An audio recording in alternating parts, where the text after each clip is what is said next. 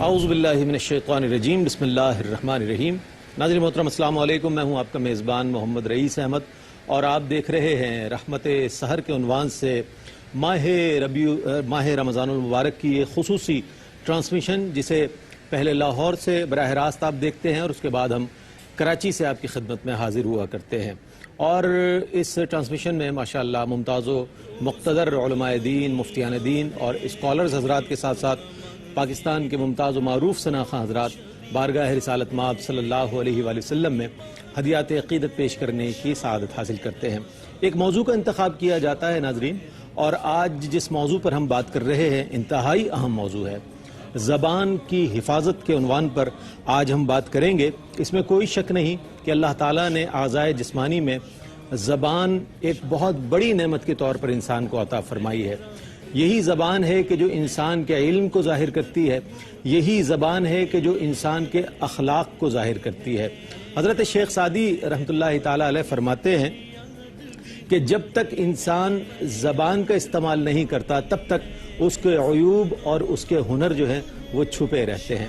نبی مکرم صلی اللہ علیہ وآلہ وسلم کا بھی ارشاد گرامی ہے کہ بہت سے لوگ زبان کے سبب جہنم کی آگ کا ایندھن بنائے جائیں گے، اور یہی زبان ہے کہ جس سے مفید کلام کیا جاتا ہے، اصلاح کی جاتی ہے، رہنمائی کی جاتی ہے، اور یہی وہ زبان ہے کہ جس سے لوگ لغو باتیں کرتے ہیں، غیبت کرتے ہیں اور مختلف برائیوں کا شکار ہو جاتے ہیں۔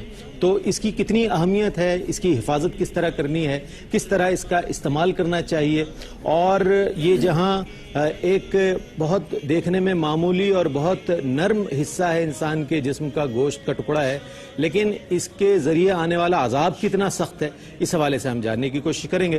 اور آپ جانتے ہیں کہ ہمارے مہمانان گرامی میں ممتاز و معروف عالم دین مفتی محمد اکمل صاحب ہوا کرتے ہیں۔ آج بھی تشریف فرما ہے صاحب، السلام علیکم۔ اور آپ کے ساتھ تشریف فرما ہے ممتاز و معروف محقق پروفیسر انوار احمد زئی صاحب، جو کہ چیئرمین ہیں اعلیٰ ثانوی تعلیمی بورڈ کراچی۔ سر السلام علیکم۔ وعلیکم السلام ورحمۃ اللہ۔ اور ہمارے ساتھ تشریف فرما ہے آج ایک ایسی شخصیت کہ جو دنیا نعت کی ایک عظیم شخصیت ہے، جنہوں نے اپنی تمام توانائیوں کو اور اپنے تمام شب و روز کو نبی کریم علیہ السلام کے ذکر کے لیے وقف کیا ہوا ہے۔ ممتاز و معروف نعت گو نعت خواں جناب سید صبیح الدین صبیح رحمانی صاحب ہمارے ساتھ موجود ہیں۔ صبیح اسلام وعلیکم السلام ورحمۃ اللہ۔ میں اس سے قبل کہ ہم وقفے پر جائیں، میں چاہوں گا مفتی صاحب کی خدمت میں یہ عرض کرنا چاہوں گا، مفتی صاحب یہ فرمائیے گا کہ قرآن کریم اور احادیث مبارکہ میں زبان کی حفاظت کے حوالے سے کیا ارشاد ہوا ہے؟ اعوذ باللہ من الشیطان الرجیم، بسم اللہ الرحمن الرحیم۔ لیکن حدیث مبارکہ تو بہت واضح ہے۔ نبی کریم صلی اللہ علیہ وسلم نے ارشاد فرمایا کہ جو اپنے دونوں ٹانگوں کے درمیان والی اور دونوں داڑھوں کے درمیان والی چیز کی حفاظت کی مجھے ضمانت دے، میں اس کو جنت کی ضمانت دیتا ہوں۔ تو یعنی معلوم یہ ہوا کہ زبان کی حفاظت کی جائے اور اسے اس طریقے سے استعمال کیا جائے جیسے تقاضائے شریعت ہے۔ تو یہ اتنی اہم بات ہے کہ اس کے بدلے میں اللہ تبارک و تعالیٰ نے اپنے حبیب کریم صلی اللہ علیہ وسلم کے ذریعے جنت کا وعدہ فرما لیا۔ اور قرآن عظیم میں اللہ تعالیٰ نے ارشاد فرمایا کہ کلو ان السمع والبصر والفؤاد کلو اولئک عنہ کان مسئولا، کہ بے شک کانوں سے، آنکھوں سے اور قلوب سے، جو کچھ دل میں ہم باتیں سوچتے ہیں، ان سب کے بارے میں سوال کیا جائے گا۔ تو یہ تین اعضاء کا ذکر صرف تین اعضاء میں منحصر نہیں، بلکہ علماء نے بیان فرمایا اس کا مطلب یہ ہوا کہ جو اللہ نے جسمانی نعمت عطا فرمائی اس کا غلط استعمال یا صحیح استعمال بروز قیامت ایک خاص بدلہ رکھے گا۔ اچھا استعمال ہوگا تو نعمت ملے گی، برا ہوگا تو سزا۔ اس پر مفتی صاحب مزید انشاءاللہ آپ کی خدمت میں سوالات پیش کریں گے۔ ناظرین ایک مختصر سا وقفہ ہے، وقفے کے بعد آپ کی خدمت میں حاضر ہوں گے۔ مجھے امید ہے آپ ہمارے ساتھ رہیں گے۔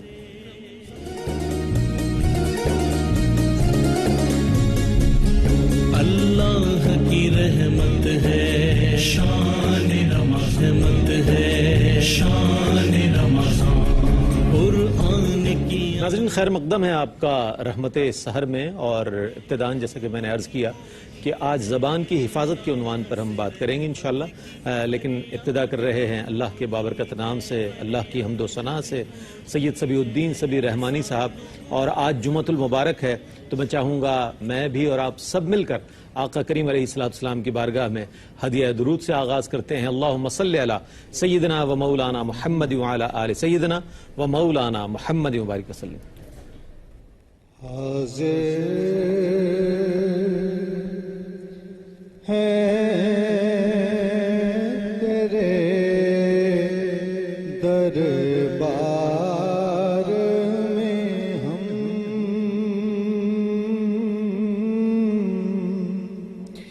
اللہ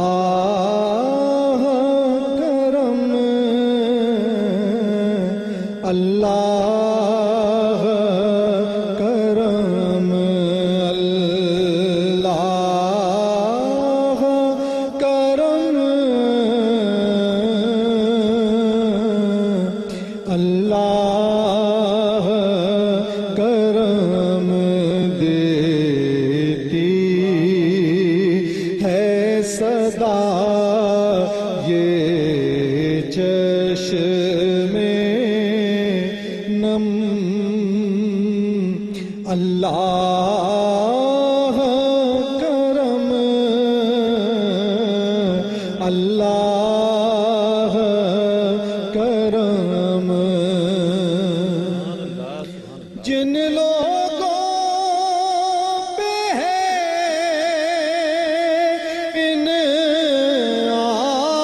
انعام تیرا،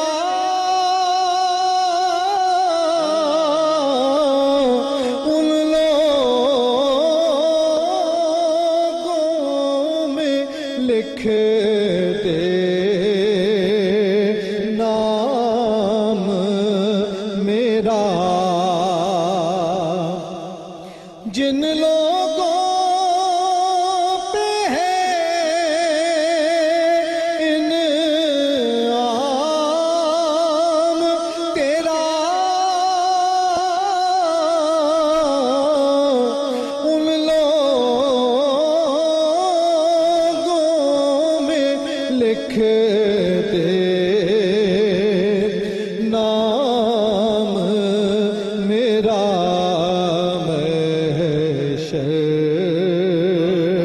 میں میرا رہ جائے بھرم،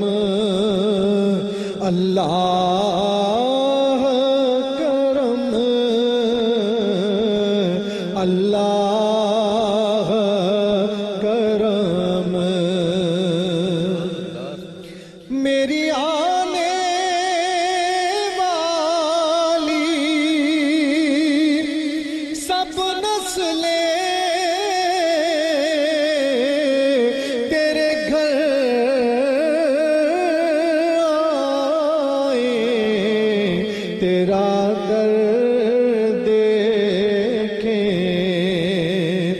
تیرے گھر آئیں، تیرا در دیکھیں. اسباب ہوں ان کو ایسے بہم، اللہ کرم، اللہ کرم، اللہ کرم، اللہ کرم. ماشاءاللہ. اللہ کرم، اللہ کرم. اللہ کی بارگاہ میں یہ استغاثہ پیش کیا جا رہا ہے، یہ دعا کی جا رہی ہے کہ پروردگار عالم ہم پر رحم فرما. ناظرین گرامی، آج زبان کی حفاظت کے عنوان سے ہم بات کر رہے ہیں. سر یہ فرمائیے گا کہ وہ کون کون سے گناہ ہیں کہ جو زبان کے سبب ہوتے ہیں؟ چونکہ عام طور پر ہماری زبان پر جو آتا ہے ہم کہہ دیتے ہیں، یہ نہیں دیکھتے کہ یہ اچھی بات ہے بری بات ہے، یا یہ کہ یہ کہنے سے ہمارے نامہ اعمال میں جو ہے نیکیوں کا تو اضافہ نہیں ہوگا، بلکہ ہمارے اعمال میں ایسی چیزیں آ جائیں گی جن کا کل اللہ کی بارگاہ میں ہمیں جواب دینا ہے. تو کیا فرمائیں گے وہ کون کون سے گناہ ہیں؟ بسم اللہ الرحمن الرحیم. پہلی چیز تو یہ کہ انسان اصل میں مخلوق ناطق زبان ہی کے سبب سے ہے. زبان عضو بھی ہے اور اظہار کا ذریعہ بھی ہے. واہ. ان دو کے الگ الگ معنی ہیں، اور اس اعتبار سے یہ موضوع بہت نازک ہو جاتا ہے کہ زبان وہ ہے جو دلوں کو جیت بھی لیتی ہے اور دلوں کو چیر بھی دیتی ہے. بالکل بالکل. یہ جو ادائی ہے یہی اصل میں اپنا تعارف بھی ہوتا ہے اور اپنے عقیدے کا، اپنی سوچ کا، فکر کا اور دین کا بھی اظہار زبان سے ہوتا ہے. واہ. اب اگر کوئی شخص باوجود احادیث میں اس قدر شدت کے ساتھ وعید ہے، پھر بھی اگر وہ غیبت کر رہا ہے تو زبان سے کر رہا ہے، اور اس کے لیے کیا کچھ کہہ دیا گیا، لیکن یہ خیال کیے بغیر وہ مغلوب ہوتا ہے اپنے خیال سے اور اس چیز کو بھول جاتا ہے. تو ایک چیز اس کی زبان سے ادا ہوئی، اسی طرح جھوٹ ہے، مکر ہے، اسی طرح وعدہ خلافی ہے. یہ سب چیزیں زبان سے ہوتی ہیں. لیکن یہاں جو بات میں عرض کرنا چاہ رہا ہوں وہ یہ کہ پورے جسم اور اعضاء کے تعارف کے لیے بھی زبان ہے. شدت سے جب بات کی جاتی ہے تو اس کے لیے بھی ہے وعید. حضور انور صلی اللہ تعالیٰ علیہ وآلہ وسلم کی سیرت مبارکہ میں جو کیفیات ہیں حضرت عائشہ صدیقہ رضی اللہ تعالیٰ عنہا سے مروی ہے، وہ خود کہہ رہی تھی لوگوں سے کہ جیسے تم ایک دوسرے کے اوپر لفظوں کو مرتب کر کے بات کرتے ہو، حضور ایسے نہیں کرتے تھے. اب ایک ذرا اندازہ لگائیے کہ حضور اپنی گفتگو میں بھی اس قدر عمدگی سے لفظوں کو چنتے تھے کہ لوگوں نے کہا ہے کہ آپ کی گفتگو لفظوں کے موتی کا ہار محسوس ہوتی تھی، مالا محسوس ہوتی تھی. تو جب حضور کی طرف سے یہ چیز ہے اور حضور کے لیے بتایا گیا کہ آپ گفتگو میں تبسم فرماتے تھے، اس وقت آپ کے دندان مبارک اولوں کی طرح سے شفاف نظر آتے تھے جیسے بارش میں اولے. تو اس کا مطلب کیا ہوا کہ آپ زبان میں زبان سے جو چیز ادا کر رہے ہیں تو اس میں آپ کے چہرے کی وہ حسن کی کیفیت بھی ہونی چاہیے کہ مخاطب جو ہے اس کو محسوس ہو، یا سوال کرنے والا جو ہے اس کو جواب میں یہ محسوس ہو کہ آپ نے اس کی بات کو سمجھا اور صحیح طریقے سے برتا. کیا کہنا مفتی صاحب، زبان بہت اہم ہے. اقرار باللسان، ایمان کا جو اقرار ہے وہ زبان کے ذریعے کرنا ہے، اس کے بعد دل سے تصدیق کرنی ہے.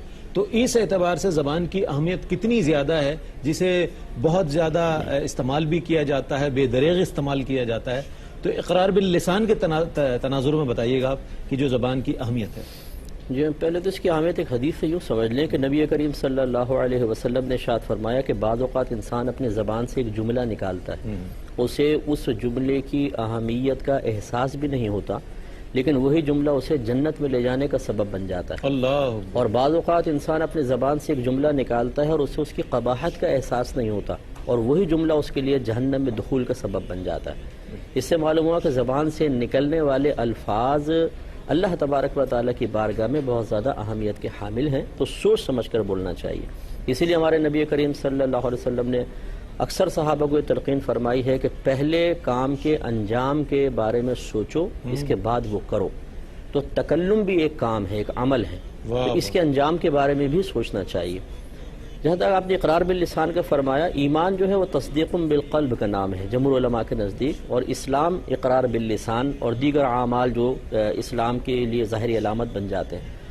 تو یقینی سی بات ہے کہ زبان سے نکلنے والے لفظ جب تک کوئی ایک شخص آپ کے سامنے نہیں کہتا ہے، بشرطے کہ وہ پہلے کافر ہو. مسلمان تو اگر ظاہری اعمال نماز پڑھ رہا ہے، روزہ رکھ رہا ہے، تو پھر اس سے اقرار باللسان کروانے کی حاجت نہیں، کہ اس کے ظاہری اعمال ہی اقرار باللسان کے قائم مقام ہے. لیکن ایک کافر اگر کہتا ہے کہ میں مطلب وہ مسلمانوں کے اعمال کرنے لگ جائے، تو صرف اعمال سے اس کو مسلمان نہیں مانیں گے، بلکہ پہلے آپ اقرار باللسان کریں. تو اس کے لحاظ سے بالکل زبان سے نکلنے والے کلمے کی اہمیت ہے. اب آپ دیکھیں نا کہ ایک جتنی بھی اشیاء ہیں دنیا میں تقریباً سب میں حلت اصل ہے، یعنی سب حلال ہیں آپ کے لیے. حرام وہی ہوگا جس کو اللہ کے رسول نے منع کیا. لیکن عورت کے معاملے میں حرمت اصل ہے، پہلے وہ حرام ہوتی ہے پھر وہ حلال ہوتی ہے. اور حلال کیسے ہوتی ہے؟ زبان سے نکلنے والے کلمے سے. اور پھر وہ حرام کیسے ہو جاتی ہے؟ وہی زبان سے نکلنے والے کلمے سے. اب یہ بعض اتنے بھولے بھالے ہوتے ہیں کہ جب طلاق دے دیتے ہیں تو ان کو بتایا جائے بھائی طلاق ہو گئی، کہتے ہیں صرف ایک لفظ سے طلاق ہو گئی. وہ تو غصے میں دی تھی. تو ایک لفظ سے تمہارے نکاح میں آ گئی، وہ نہیں قاضی صاحب سے پوچھا تھا کہ ایک لفظ سے نکاح میں آ گئی، تو بڑا عمل بتاؤ.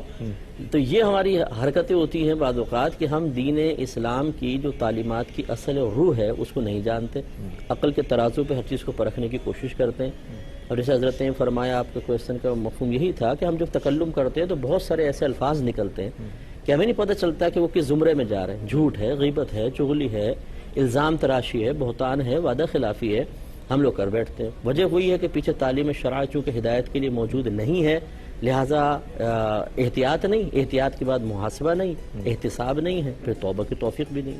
اس پر مزید کلام کریں گے، مزید سوالات کو پروگرام کا حصہ بنائیں گے. بہت اہم موضوع ہے اور اس سے یقیناً بہت سے لوگوں کی اصلاح بھی ہو جائے گی آج کے اس پروگرام کے ذریعے. ہمارے ساتھ پہلے ایک کالر ہیں. السلام علیکم. السلام علیکم. وعلیکم السلام. کون صاحب ہیں جناب؟ جی ریس سے میں احمد بات کروں سعودی عرب سے. ماشاء اللہ احمد صاحب، کیا کہیں گے؟ جی سبھی بھائی سے ایک نعت کی فرمائش تھی. جی بتائیے کون سی نعت سنیں گے؟ جی لو مدینے کی تجلی سے لگائے ہوئے ہیں. اچھا، میرا اندازہ ہے کہ سبھی بھائی یہ نعت تو نہیں، لیکن انشاءاللہ اپنے کلاموں میں سے جو پیش کیا کرتے ہیں ان میں سے ضرور کوئی کلام پیش کریں گے. بہت شکریہ آپ کا اس پروگرام میں شامل ہونے کے لیے. ناظرین، ایک مختصر سا وقفہ ہے اس مرحلے پر. وقفے کے بعد حاضر ہوں گے، مجھے امید ہے آپ ہمارے ساتھ رہیں گے.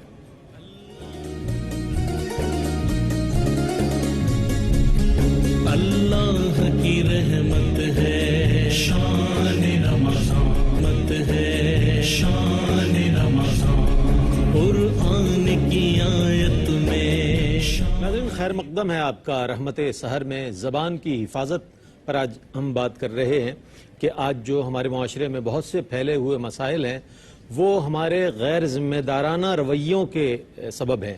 چونکہ ہم ایسی بات کر دیتے ہیں کہ گھروں میں، خاندانوں میں، معاشرے میں ایسی ایک انتشار کی فضا بن جاتی ہے اور وہ صرف زبان کی وجہ سے ہوتی ہے. تو سر کیا فرمائیں گے اس حوالے سے؟ یہ کہا جاتا ہے کہ تلوار سے لگا ہوا زخم تو مندمل ہو جاتا ہے، لیکن زبان سے جو زخم لگایا جاتا ہے، جو چوٹ لگتی ہے، وہ کبھی مندمل نہیں ہوتی. تو اس بات کا اظہار کس کس طرح کیا جا سکتا ہے؟ واقعتاً ایسا ہی ہے؟ یقیناً ایسا ہی ہے. اس لیے کہ ایک مرتبہ کوئی بات منہ سے نکل جائے کسی کے تعلق، کسی کے حوالے، کسی کی ذات سے، اس کی موجودگی میں یا غیر موجودگی میں، جب اس تک وہ بات پہنچتی ہے تو اس کے دو ہی اثر ہوتے ہیں.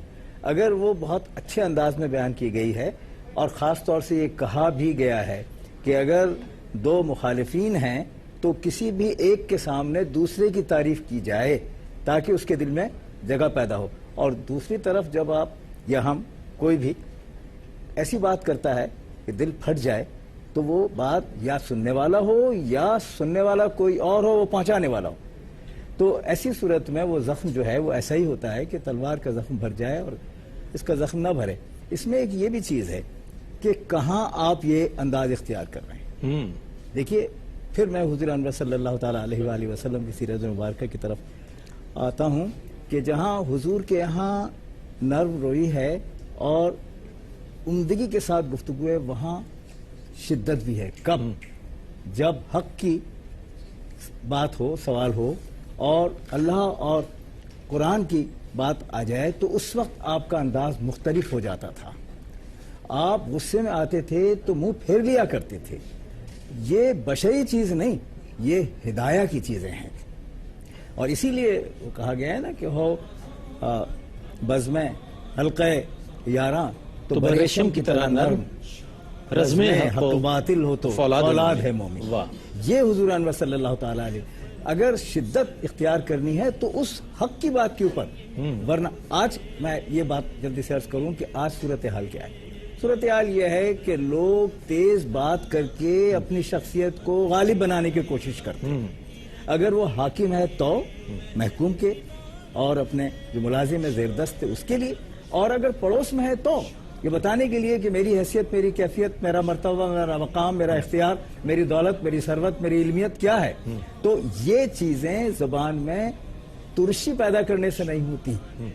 شخصیت کی تعمیر نرمی سے ہوتی ہے. جتنا پھلدار درخت ہو وہ جھکتا ہے. تو گفتگو میں اگر پھلداری کا اظہار کیا جائے تو اس کا اثر ہوتا ہے، اس کی تاثیر. واہ واہ. اسی لیے قرآن کریم میں ارشاد ہوا وَقُولُوا لِلنَّاسِ حُسْنًا، لوگوں سے اچھی طرح بات کرو. ہمارے ساتھ کالرز ہیں. السلام علیکم. السلام علیکم. السلام علیکم جناب. السلام علیکم. वालेकुम सलाम सर, मैं सऊदीया से बात कर रहा हूँ। जी, कौन साहब हैं और क्या सवाल है आपका? जी, अकमल अब्बासी सर, मैं बात कर रहा हूँ सऊदीया से। जी जी, फरमाइए, सवाल बताइए। सर मेरा मसला ये है सर, वो जहाँ हम लोग तरावी पढ़ते हैं ना, वहाँ 8 रकात पढ़ाते हैं ना, ठीक है ठीक है तो 2 वितर फिर और बाद में 1 पढ़ाते हैं, तो उसके लिए मुफ्ती साहब से पूछ। ठीक है, और कोई सवाल है आपका? नहीं सर, बहुत मेहरबानी। बहुत शुक्रिया आपका इस प्रोग्राम में शामिल होने के लिए। एक और हमारे साथ कॉलर हैं। अस्सलाम वालेकुम। अस्सलाम वालेकुम जनाब। जी, हमारे साथ कौन है और क्या सवाल है आपका? जी, मुझे आवाज जी जी, नॉर्वे से बात कर रही हूँ। नॉर्वे से हम खुशामदीद कहेंगे आपको। सवाल बताइएगा। हाँ जी। तो हमारे एक भाई है माशाल्लाह, बड़े मजबी है, तो लेकिन जबान सवाल करते वक्त वो कुछ ख्याल नहीं करते, ना माँ का, ना बाप का, ना बहन का, ना छोटे का, ना बड़े का। तो क्या इसके बारे में उसके साथ कैसा रवैया रखना चाहिए या क्या करना चाहिए? ठीक है ठीक है, बहुत शुक्रिया आपका बहन इस प्रोग्राम में शामिल होने के लिए। मुफ्ती साहब, कल भी बिल्कुल यही सवाल आया था मस्कत से। शख्स था असल में, इसी ने पूछा था। अच्छा, तो मैं चाहूंगा शायद वो सुन ना सके हो आपका जवाब। बहरहाल तो ये फ़िक़्ह हनफी में रमज़ान की तमाम रातों में 20 रकत तरावी का पढ़ना सुन्नत मौक़दा है, हर मर्द के लिए, औरत के लिए। लिहाजा 8 तरावी का हमारे फ़िक़्ह हनफी में कोई तसव्वुर नहीं। तो ये अगर कोई ऐसे इमाम हैं तो उनके पीछे 8 तो पढ़ ही ले, बाकी अपने फिर 12 मजीद पढ़ें ताकि 20 की तादाद पूरी हो। और इमाम आज़म अबू हनीफा रज़ियल्लाहु तआला अन्हु के नज़दीक सही अहादीस मुबारका की रोशनी में 3 रकत वितर वाजिब है। 1 रकत वितर के हमारे नज़दीक रिवायत वो काबिल अमल नहीं है। लिहाजा ये उस वक्त जब वो इमाम 1 रकत पढ़ाएं तो ये अपने अलहदा हटकर 3 रकत वितर पढ़ें, क्योंकि वितर की जमात वैसी मुस्तहब है, कोई फर्ज वाजिब तो है नहीं। तो ये 3 वितर ही पढ़ना है इनके ऊपर। अच्छा, हमारी बहन ने नॉर्वे से जो कॉल थी, उन्होंने कहा कि बड़े भाई हैं और वो जबान का बड़ा गलत इस्तेमाल करते हैं, वालिद के लिए, वालदा के लिए, बहनों के लिए। मैं अर्ज करता हूँ, देखें, एक तो हमारे यहाँ मजहबी का ज़ाहिर मजहबी है। हाँ, मजहबी का तस्वुर सिर्फ जाहिर के एतबार से ही हो गया है। किसी ने दाढ़ी रख ली है, किसी ने कुरान हिफ्ज कर लिया है, कोई मस्जिद में आता जाता नजर आया, हम उसे सूफी साहब कह देते हैं फौरन, और फिर उसको बिल्कुल औलिया किराम या अंबिया अलैहिस्सलाम के तर्ज अमल के ऊपर परखना शुरू कर देते हैं कि इसके अंदर वैसी खुसूसियात होनी भी चाहिए। अब बेचारा जो साहिब इल्म नहीं है, खाली दाढ़ी रखने से हर बाल के बदले में बुखारी तो नहीं उतरने से रही। तो लाजिम सी बात है कि वो जिस इल्मी सतह पर था बाद में भी उसी इल्मी सतह पर कायम रहेगा। नतीजे निकलता है कि लोगों की उससे तवक्कुआत बढ़ जाती हैं और उस बेचारे की हरकतें वही साबिका होती हैं। तो लिहाजा फिर इस किस्म की सूरत हाल होती है कि यार तुम दाढ़ी रख कैसे कर रहे हो, यार तुम मौलवी हो, तुम्हें तो खास तौर पे ऐसा करना चाहिए। होना ये चाहिए कि मैं नहीं कह रहा हूँ कि इल्म का और दाढ़ी का कोई ऐसा बाहम ताल्लुक है कि पहले इल्म सीखें तभी दाढ़ी हो, या दाढ़ी हो तो इल्म होगा वरना नहीं होगा।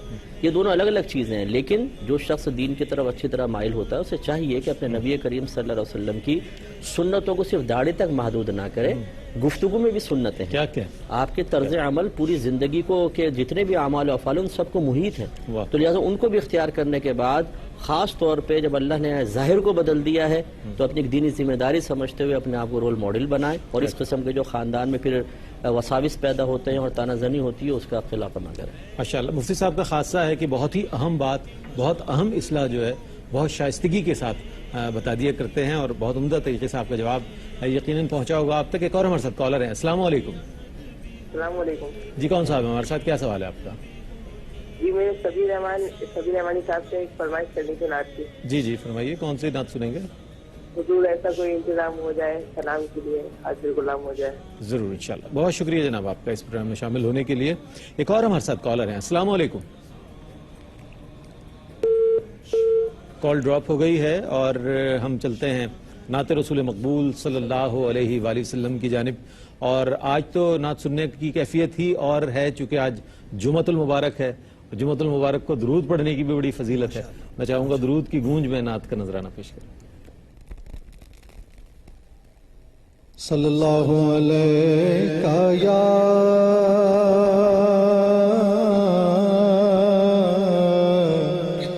या रसूल अल्लाह वसल्लम अलैका या हबीब अल्लाह। सऊदी अरब से जिस भाई ने फरमाइश की उसके दिलजोई मकसूद है इसको तो पेश करता हूँ। लो मदीने के تجلی سے لگائے ہوئے ہیں، لو مدینے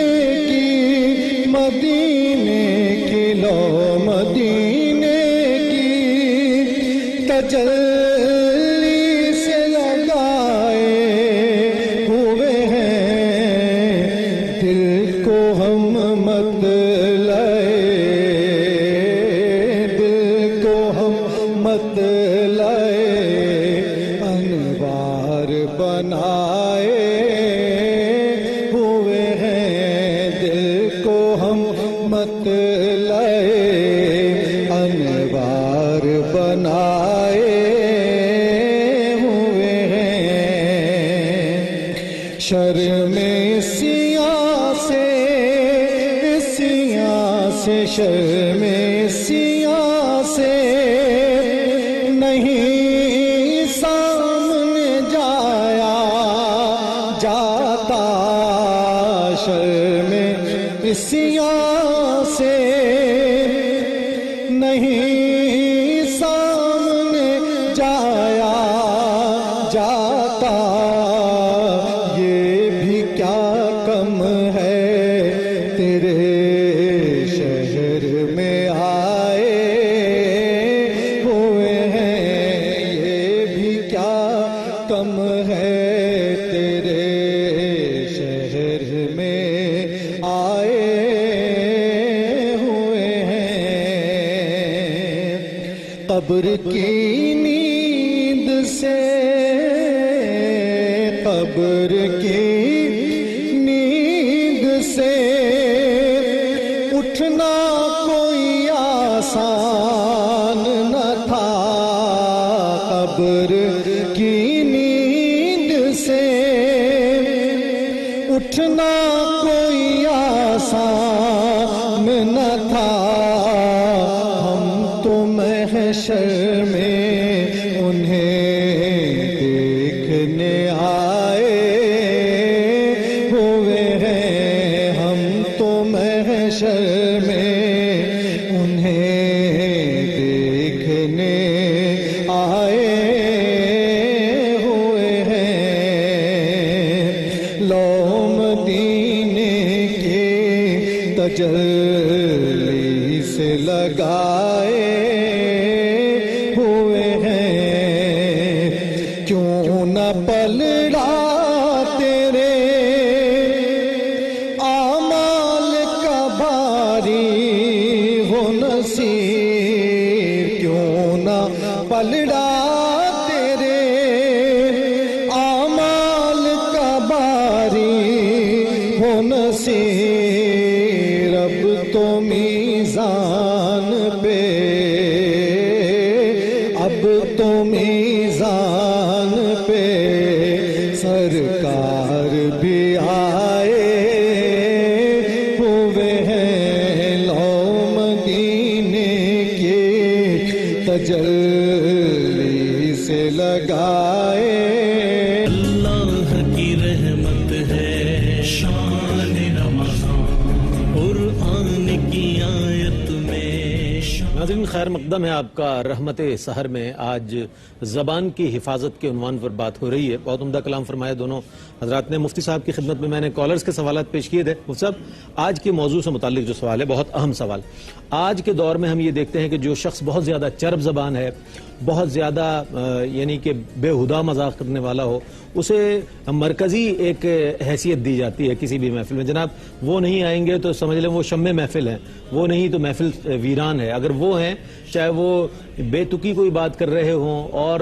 کسی بھی قسم کا مذاق کر رہے ہوں، کسی کی دل آزاری کر رہے ہوں، کسی کو لیٹ ڈاؤن کر رہے ہوں، مختلف انداز میں وہ محفل کو گرما کر رکھتے ہیں، لوگوں کو ہنساتے رہتے ہیں۔ تو زبان کا اس طرح کا استعمال ہماری غیر ذمہ داریوں کو کس طرح کا ثبوت دے رہا ہے؟ میں چاہوں گا اس حوالے سے ہمارے اندر آگہی ہونی چاہیے۔ لیکن دو طرح کے لوگ ہیں اس حوالے سے، ایک تو وہ ہیں جو اس طرح کی چھچوری حرکتوں کو پسند کرتے ہیں اور وہ خاص طور پہ بٹھاتے ہیں یار کچھ چٹکلا چھوڑو، کچھ بولو، کسی کو ٹارگٹ بناؤ، اور وہ ہوتے ہیں، اور بعض ایسے ہوتے ہیں کہ جو اس قسم کے لوگوں کے شر سے محفوظ رہنے کے لیے اس کا ساتھ دیتے ہیں، بالکل، کیونکہ اگر نہیں کریں گے تو پھر ہماری طرف حملہ اسی طرف ہو جائے گا۔ وہ بہت خطرناک ہوتا ہے، وہ پھر وہ کہتے ہیں یار اس کو ذرا بنا کر رکھو، اس سے فلاں کو متوجہ کر کے اپنی عزت بچانے کے لیے اس کا ساتھ دیتے لیکن یہ دونوں چیزیں بالکل غلط ہیں۔ ایک تو اگر آپ کسی شخص کی اس انداز سے حوصلہ افزائی کر رہے ہیں کہ وہ غلط کام متسلسل سے کر رہا ہے، تو سمجھ لیں ہم اپنے لیے گناہ جاریہ کر رہے ہیں، کہ جتنا وہ کسی کی دل آزاری کا سبب بن رہا ہے، یا کسی کو ہنسانے کے لیے جھوٹ کا ارتکاب کر رہا ہے، یا کسی پہ بہتان تراشی کنایتاً کر رہا ہے، وہ سب ہم اس کے ذمہ دار ہوں گے۔ اور دوسری بات یہ ہے کہ اگر ہم خود اس طریقے سے کر رہے ہیں، تو جیسے ابھی بھی بات ہو رہی تھی کہ زبان کا زخم بعض اوقات ساری زندگی ہٹتا نہیں ہے، بعض اوقات ایسا ہوتا ہے کہ بعض چیزیں انسان کی قدرت و اختیار میں نہیں ہوتی، جیسے اللہ تبارک و تعالیٰ نے کسی کو رنگت دی ہے، کسی کو قد دیا ہے، جسمانی اعضاء دیے ہیں، خصوصاً ایسی چیزوں کا مذاق اڑانا، یہ ایک انسان کو اللہ تعالیٰ کی بارگاہ میں اس کی تقسیم نعمت پر اعتراض کی طرف لے جانا ہے۔ بالکل، کیونکہ جب ہم کسی کا مذاق اڑاتے ہیں، بیچارہ وہ بعد میں جا کے آئینے کے سامنے اپنے آپ کو دیکھتا ہے تو اس کے دل میں پھر شکوہ سے بیدار ہوتا ہے، اللہ تعالیٰ مجھے ایسا نہ بناتا تو میں مرکز مذاق نہ بنتا۔ اور ہم تو بس دل آزاری کر کے اچھا جیب بٹانے کے لیے وہ بھی ہنس رہا ہوتا ہے، تو اگر کسی کو منع کرے نا یار ایسا نہ کرو، بولتا ہے یار اگر برا مان رہا ہوتا مجھے کہہ دیتا، وہ تو خود ہمارے مذاق کا ساتھ دیتا ہے۔ یہ کسی کا جھیب مٹا کر مسکرا کے ہمارا ساتھ دے دینا اس کے راضی ہونے کی دلیل نہیں ہے۔ لہٰذا اصل تو معیار وہی ہے جو اللہ کے نبی نے ارشاد فرمایا کہ سرکار صلی اللہ علیہ وسلم نے دیکھے مزاح بھی کیا، جیسے بھی حضرت نے فرمایا بالکل صحیح ہے کہ سرکار نے جلال کا اظہار کیا، لیکن اس جلال کے اظہار میں بھی توازن اور قرینہ دیکھیے کہ ایک صحابی رضی اللہ تعالیٰ عنہ ابو قتادہ رضی اللہ تعالیٰ عنہ کے بارے میں آتا ہے کہ آپ سرکار کی ہر بات کو لکھا کرتے تھے۔ کسی نے کہا کہ بھئی سرکار کبھی نرم طبیعت میں بھی ہوتے ہیں، کبھی جلالی طبیعت میں ہوتے ہیں، آپ ہر بات نہ لکھا کریں۔ انہوں نے لکھنا چھوڑ دیا۔ سرکار نے فرمایا کیا ہوا آپ نے کوئی بات اب لکھتے نہیں ہیں سامنے؟ انہوں نے یہ وجہ بیان کی۔ نبی کریم صلی اللہ علیہ وسلم نے ارشاد فرمایا آپ لکھا کریں، کیونکہ جلال کی صورت میں بھی میری زبان سے سوائے حق کے اور کچھ نہیں نکلتا ہے۔ اللہ، یعنی جلال ہے یا مزاح ہے، اس میں بھی تمام تر قوانین شرع کی پابندی ہے، لہٰذا اس کا بالکل لحاظ کرنا چاہیے۔ اور جو ہماری پہلے ایک بات چلی تھی، میں صرف ایک جملہ عرض کر کے اپنا ختم کرتا ہوں کہ یہ جو گفتگو ہم کر دیتے ہیں بعض اوقات اور اس طریقے کے معاملات کرتے ہیں تو دل پہ اتنی چوٹیں لگ جاتی ہیں کہ یہ پھر سامنے والے کے دل میں کینہ پیدا کرتے ہیں، دشمنی پیدا کرتے ہیں، بغض پیدا کرتا ہے، محبت ختم ہوتی ہے، منافقت پیدا ہوتی ہے۔ آپ نے مجھے کچھ کہا، میں نے آپ کو کہا، ہم دل میں رکھ لیں گے، اب بظاہر محبت سے مل رہے ہیں لیکن دل کے اندر کینہ ہے اور نفاق ہے، جس کو شریعت پسند نہیں کرتی، اور یہ صرف زبان کے الفاظ سے ہوتی ہے، اس لیے اس پہ توجہ کرنی چاہیے۔ ہمارے ساتھ ایک کالر ہیں، السلام علیکم۔ جی السلام علیکم۔ وعلیکم السلام، کون صاحب ہیں اور کیا سوال ہے آپ کا؟ جی سعودی سے بات کر رہا ہوں۔ جی جی جی سوال یہ ہے کہ یہاں پہ لوگ رات کو کام کرتے ہیں جی جی اور دن کو آرام کرتے ہیں یعنی سوتے ہیں، جی جی تو روزہ رکھ کر وہ نمازیں نہیں پڑھتے، ان کے لیے کیا حکم ہے؟ ٹھیک ہے، ضرور شامل کریں گے آپ کے اس سوال کو۔ اور ایک اور ہمارے ساتھ کالر ہیں، السلام علیکم۔ السلام علیکم۔ ہلو جی السلام علیکم جناب، کون صاحب ہیں، کیا سوال ہے آپ کا؟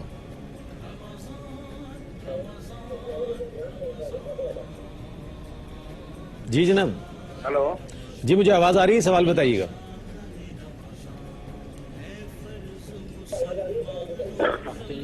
سر مفتی صاحب کو آپ کو سلام عرض کر رہے ہیں ہم حیدرآباد سے۔ جی اچھا، ماشاءاللہ، وعلیکم السلام۔ سوال بتائیے جناب۔ آپ کا پروگرام سیری کرتے ہوئے دیکھتے ہیں ہم۔ اچھا، بڑی محبت آپ کی۔ سوال اب بھی نہیں بتایا آپ نے، سوال بتائیے گا اگر کوئی ذہن میں ہے تو۔ بہت شکریہ آپ کا، بہت شکریہ۔ اچھا، یہ حیدرآباد دکن سے، انڈیا سے ہمارے ساتھ کالر تھے، مجھے بتایا گیا۔ آپ کا بہت شکریہ اس پروگرام میں شامل ہونے کے لیے۔ سر یہ فرمائیے گا کہ آج ہمارے ہاں یہ بھی بہت زیادہ شو کیا جاتا ہے، بھئی ہم تو بڑے صاف گو ہیں، ہم تو منہ پر کہہ دیتے ہیں، چاہے وہ کسی کا دل ٹوٹ جائے، چاہے کسی کی دل آزاری ہو جائے، جیسے کہ مفتی صاحب نے فرمایا، اس میں چاہے برسر محفل کسی کی تضحیک ہو جائے، اس کا بالکل پاس نہیں رکھا جاتا۔ تو یہ فرمائیے گا یہ جو رویے ہیں ہمارے اور یہ جو غیر ذمہ دارانہ ایک انداز ہے، اس کو کس طرح سے کنٹرول کیا جا سکتا ہے؟ دیکھیے، زبان کا براہ راست تعلق جو ہے وہ حسن اخلاق سے بھی، اس لیے کہ آپ کھلتے ہی زبان سے ہیں، تو آپ کا جو خلق ہے یا حسن اخلاق ہے اس کا اظہار زبان سے ہوتا ہے۔ اب یہ کہنا کہ میں تو سچ بات کہہ رہا ہوں، تو سچ بات کہنے کے بھی تو قرینے ہیں بالکل. اور ٹھکانے ہیں.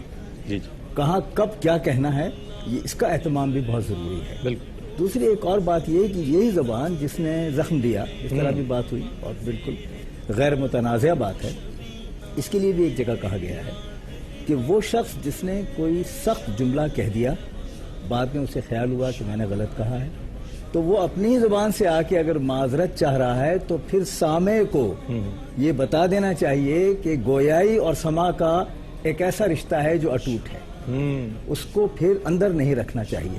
یہ بھی ایمان کی دلیل بتایا گیا ہے. ایک اور چیز جو ہے وہ جس طرح آپ نے کہا کہ کیا طریق ہے کسی بات کو کہنے کا، تو کہنے کا سلیقہ تو یہ ہوتا ہی ہے. سچ بات کا مطلب یہ نہیں ہے کہ آپ دل آزاری کریں. دوسری بات یہ کہ آج کل جس طرح ابھی حضرت نے فرمایا اور آپ کا سوال بھی تھا کہ جو تیز بات کرے اس کو سنتے ہیں. بالکل. اور اس میں معذرت کے ساتھ ذرائع ابلاغ بھی شامل ہیں. بلکہ ایسے لوگوں کو ٹاک شوز میں بلوایا جاتا ہے کہ جو کسی اعتبار سے بھی بعض مقامات پر شائستگی کو ملوذ خاطر نہیں رکھتے.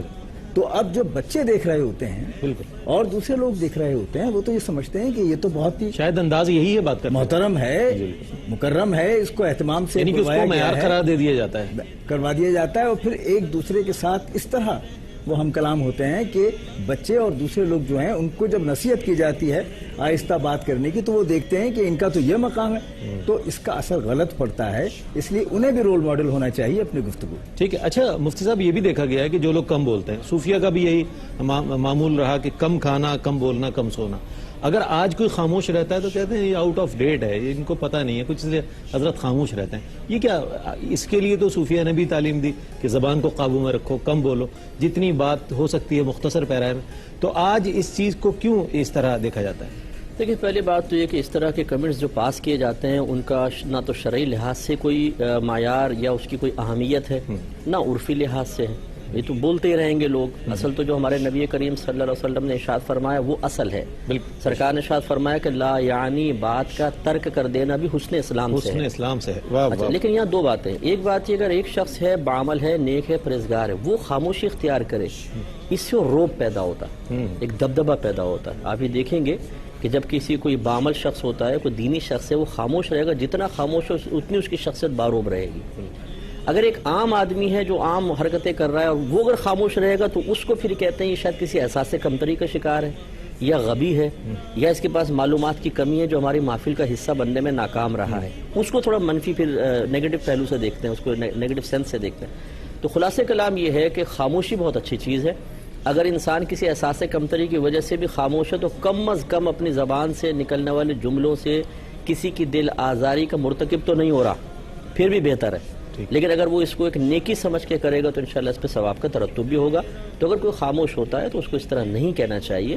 خصوصاً میں خواتین کے حوالے سے عرض کروں گا، اگر کوئی بیچاری عورت اپنی زبان کو کنٹرول کر لے، جو کہ تقریباً ناممکنات میں سے ہے، کہ بنت حوا اور خاموش نظر آ جائے تو اس کا مطلب بہت شدید بیمار ہی ہے، تبھی ایسا ہے. ورنہ ماشاءاللہ صحت ہو، نہیں بالکل ممکن ہی نہیں ہے. وہ تو کہیں بیان ہو رہا ہو نا، اور یہ خواتین کہیں جمع ہو، ان کا اپنا بیان چل رہا ہوگا، مولوی صاحب اپنے لگے ہوئے ہیں، یہ اپنی لگی ہوئی ہے، تمہاری ساس کیا کر رہی ہے، شوہر آج کل کیا کما رہا ہے، کیا نہیں، وہ اللہ رسول کی باتیں بیان کر رہا ہے، وہ اپنی کر رہی ہیں. ان کے لیے وہ زیادہ اہم ہے چونکہ ان کے گھر کے ماحول کی وہ باتیں ہیں. اہم نہیں، اصل میں اندر ایک سمندر ہے، سمندر، اور وہ نکل نہیں رہا. اس کے لیے موقع چاہیے، اس کے لیے راستہ چاہیے. اب وہ جب راستہ یہاں ملا، اکثر موقع ملا تو کیسے وہ رک سکتا ہے؟ ممکن ہے وہ جو پیٹ میں اٹھنے والے گولے ہیں وہ تو باہر نکلیں گے نا. اور اس میں پھر بہت خرابی پیدا ہوتی ہے. اچھا جی حضرت، آپ کا تجربہ کیا کہتا ہے؟ جی میں چاہوں گا تو اس فیلڈ میں نہیں آنا چاہ رہا. میں تو یہ عرض کرنا چاہ رہا ہوں کہ حضور انور صلی اللہ تعالیٰ علیہ وآلہ وسلم کا قول اور فعل دونوں اس سے ہم رشتہ ہے اس بات سے.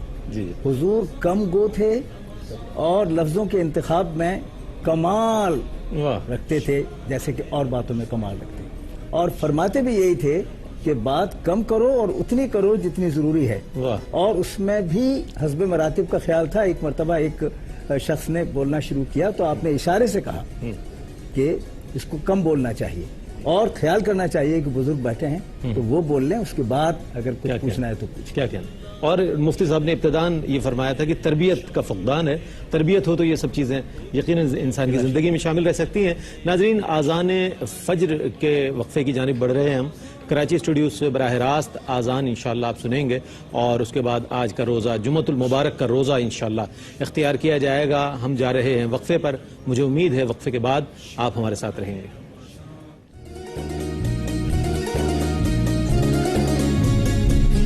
اللہ کی رحمت ہے شان رمضان قرآن کی آیت. ناظرین, آپ کا خیر مقدم ہے. الحمدللہ آذان فجر ہوئی اور ہم نے آج جمعۃ المبارک یعنی 8واں روزہ اختیار کیا, اور اللہ تعالیٰ کا یہ کرم ہے, فضل ہے کہ اس نے صحت, سلامتی, عافیت اور ایمان کے ساتھ یہ ماہ مبارک عطا فرمایا ہے, اور ہمیں یہ توفیق عطا فرمائی ہے کہ ہم اس ماہ رمضان کے روزے جو ہے اختیار کریں. آج زبان کی حفاظت کے حوالے سے بات ہوئی. مفتی صاحب کیا فرمائیں گے, حالت روزہ میں یا ماہ رمضان میں زبان کی کتنی حفاظت ہونی چاہیے؟ اور ہم یہ دیکھتے ہیں روزے کی حالت میں بھی زبان کا جو ہے بے دریغ استعمال دیکھتے ہیں, گھروں میں, بازاروں میں, دفاتر میں. تو کیا فرمائیں گے آپ اس حوالے سے؟ دیکھیں, ہماری ہی ناقدری ہے کہ ہم اس کی قدر نہیں کرتے ہیں, ورنہ اللہ تبارک و تعالی نے تو بھوک اور پیاس اور بھاری عبادات کو رمضان میں مسلط کر کے گویا کہ زبان کی حفاظت کا خود اہتمام فرما دیا ہے, خود اس کا قرینہ سکھا دیا ہے کہ بھوک اور پیاس تو ویسے زبان کو روک دیتی ہے, بات کرنے کو دل نہیں چاہتا, انسان کہتا ہے یار ابھی بات نہ کرو بھی بالکل یہ تو, لیکن وہ ہم چونکہ مطلب اس کیفیت کو حقیقتاً جو اللہ تعالیٰ اس کے رسول کو مطلوب اور محبوب ہے ناپسند کرتے ہیں, تو جھنجھلاہٹ پیدا ہوتی ہے, بے قراری پیدا ہوتی ہے, اور پھر وہ یہ ہے کہ عدم تربیت ہے, تو پھر ہماری زبان چلنا شروع ہوتی ہے. تو آخری میں جملے بس یہی عرض کروں گا کہ ہمیں کوشش کرنی چاہیے کہ زبان سے متعلق مکمل تعلیمات شرع کو سیکھیں, ایک علم سمجھ کر, اس کی ضرورت اور اہمیت کو سمجھ کر, پھر اس کو اپنے اوپر نافذ کریں, اپنے آپ کو رول ماڈل بنائیں, خصوصاً جو گھر کے بڑے ہیں. اور میں آخری بس یہ عرض کروں گا کہ بچیوں کی خاص طور پہ زبان کی حفاظت کے سلسلے میں تربیت کریں, کیونکہ میں نے ایز اے مفتی جو کیسز میرے سامنے آئے اس میں 95% جو طلاقیں ہو رہی ہیں وہ عورت کی زبان کی تیزی کی وجہ سے, زبان درازی کی وجہ سے. تو اگر بچی کی تربیت نہیں کریں گے تو کل بچی اپنا گھر برقرار نہیں رکھ سکتی ہے, اس لیے بچیوں کی خاص طور پہ اس سلسلے میں تربیت ہونی چاہیے. زبان کی حفاظت کے حوالے سے سر کیا فرمائیں گے؟ گھر, مدارس اور انسٹیٹیوٹ کیا کردار ادا کر سکتے ہیں کسی بھی فرد کی اصلاح کے حوالے سے؟ اداروں میں زبان پڑھائی تو جا رہی ہے, لیکن زبان کے استعمال کا طریقہ اور تربیت نہیں دی جا رہی. ہونا یہ چاہیے کہ جہاں زبان پڑھا رہے ہیں, قواعد پڑھا رہے ہیں, وہیں زبان کی نزاکتوں کو جس پر ابھی ہم نے بحث کی ہے وہ بھی طلبہ تک بات پہنچے اور ان کی تربیت ہو. لیکن زیادہ اہم بات یہ ہے کہ والدین کو, خاص طور سے والد کو یہ خیال رکھنا چاہیے کہ وہ گھر میں کون سی زبان استعمال کر رہا ہے, بیوی سے مخاطب ہوتے وقت کیا کہتا ہے, ملازم سے مخاطب ہوتے وقت اس کا انداز کیا ہے, بچوں سے مخاطب ہوتے وقت کیا ہے, غصے میں کیا ہے. غصے میں جو غلط لفظ استعمال کرتا ہے وہ بچے سیکھ لیتے ہیں, کچھ تو محلے میں سیکھتے ہیں اور کچھ گھر میں سیکھتے ہیں. تو اگر محلے سے یہ چیز آ گئی ہے تو تادیب ہونی چاہیے اور تاکید ہونی چاہیے اور تربیت ہونی چاہیے. تو یہ صورتحال ہے, اور اگر ایسی کوئی صورت نہ ہو تو پھر اقبال کا مطلع یاد رکھنا چاہیے کہ نہیں منت کا شتاب شنیدن داستاں میری, خاموشی گفتگو ہے بے زبانی ہے زباں میری. کیا کہنے, کیا کہنے, بہت خوبصورت کلام فرمایا مفتی صاحب. آپ نے بھی ماشاءاللہ آج کے موضوع کے حوالے سے سر آپ نے بھی ماشاءاللہ بہت اچھے انداز میں, اصلاحی انداز میں آپ نے ارشادات فرمایا جوابات کی صورت میں. ناظرین گرامی, آج زبان کی حفاظت کے حوالے سے بات ہوئی, اور ہمیں چاہیے کہ ہم اس کو عام زندگی میں بہت معمولی نہ لیں, بلکہ یہ بہت اہم چیز ہے. زبان کا استعمال جو ہے کسی کا دل جیت بھی سکتے ہیں اور کسی کی نظر سے گر بھی سکتے ہیں اسی زبان کے حوالے سے. اور کسی مفکر نے بہت اچھی بات کہی تھی کہ اگر انسان کی منہ میں کانچ کی زبان ہوتی تو وہ کتنی احتیاط سے اسے استعمال کرتا. تو اس حوالے سے ہمیں پیش نظر رکھنی چاہیے بہت ساری چیزیں. ناظرین, عشق رسول صلی اللہ علیہ وآلہ وسلم کے حوالے سے عشق کے رنگ جو ہے, صحابہ کرام رضوان اللہ تعالی علیہم اجمعین کا جو عشق ہے, اور ادب پہلا قرینہ ہے محبت کے قرینوں میں, کہنے والوں نے یہ بھی کہا. تو حضرت ثابت بن قیس بن شماس رضی اللہ تعالیٰ عنہ, جن کی آواز ذرا بلند تھی, سماعت کم تھی, اور جب وہ بات کرتے تو ان کی آواز بلند ہو جایا کرتی تھی. جب یہ آیہ گرامی نازل ہوئی, یا ایھا الذین آمنوا لا ترفعوا اصواتکم فوق صوت النبی, تو وہ اپنے گھر چلے گئے اور گھر میں بڑی ملامت کرنے لگے خود کو. جب نبی کریم علیہ الصلوۃ والسلام نے اپنی مجلس میں انہیں نہ پایا تو اپنے صحابی حضرت سعد سے اس بات کے حوالے سے دریافت فرمایا کہ ثابت بن قیس کہاں ہیں. تو انہوں نے جب جا کے پوچھا کہ رسول اللہ آپ کو طلب فرماتے ہیں، تو انہوں نے یہ بات عرض کی کہ میں نے جب سے یہ آیہ گرامی پڑھی ہے میں بہت ملول ہوں، بہت زیادہ اس حوالے سے اپنے آپ کو پر ملامت ہو رہی ہے مجھے کہ میں جب بات کی میں نے نبی کریم علیہ الصلوۃ والسلام کی خدمت میں، جب بھی میں نے گفتگو کی میری آواز بلند ہو جایا کرتی تھی چونکہ میں کم سنتا ہوں، اونچا سنتا ہوں. تو اس حوالے سے جب حضور علیہ الصلوۃ والسلام کی خدمت میں حضرت سعد نے یہ ماجرا بیان فرمایا تو آقا صلی اللہ علیہ وآلہ وسلم نے فرمایا کہ وہ اہل جنت میں سے ہیں. تو صحابہ اکرام رضوان اللہ تعالی علیہم اجمعین آداب بارگاہ رسالت مآب صلی اللہ علیہ وآلہ وسلم کو کتنا پیش نظر رکھتے تھے اور کتنی اہمیت دیتے تھے. یہ عشق رسول صلی اللہ علیہ وآلہ وسلم ہی کا فیض تھا کہ انہیں عشق بھی حاصل تھا اور ادب بھی حاصل تھا. ناظرین گرامی، میں شکریہ ادا کرنے کے بعد آخر میں نعت رسول مقبول صلی اللہ علیہ وآلہ وسلم پیش کریں گے جناب سید سبیع الدین سبیع رحمانی صاحب، اور کلام کے لیے فرمائش تھی آپ سے حضور ایسا کوئی انتظام ہو جائے. اس کے ساتھ ہی اپنے میزبان محمد رئیس احمد کو اجازت دیجیے. انشاءاللہ کل ایک اور موضوع کے ساتھ آپ کی خدمت میں حاضر ہوں گے. تب تک کے لیے اللہ حافظ. حضور ایسا کوئی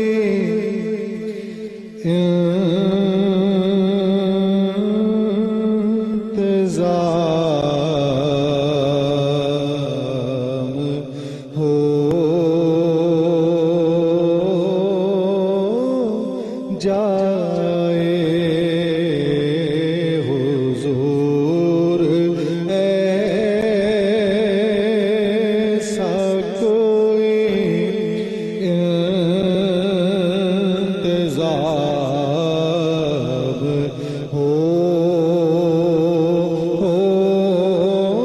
جائے. حضور ایسا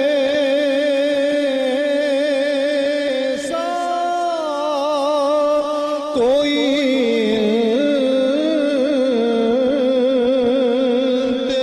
انتظام ہو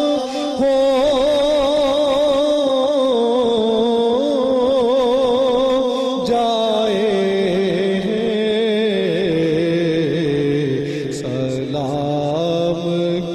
سلام کے لیے حاضر غلام ہو جائے. سلام کے لیے حاضر غلام ہو جائے. میں صرف دیکھ